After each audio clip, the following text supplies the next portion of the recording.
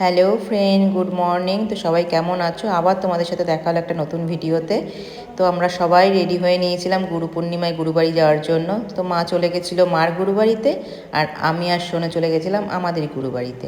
তো চলো আমাদের গুরুবাড়ি কোনটা তোমাদের সাথে একবার দেখিয়ে দিই। আমাদের হলো সমাজবাড়িতে গুরুবাড়ি। চলো চলে এসেছি।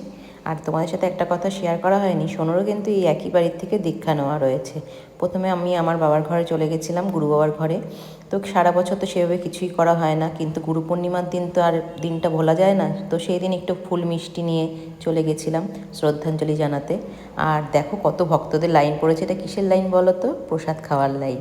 আমরাও খেয়ে আসতাম, কিন্তু আমাদের আরেক জায়গায় নেমন্তন্ন ছিল। আর এই যে এটা হলো সোনুর গুরুদেব।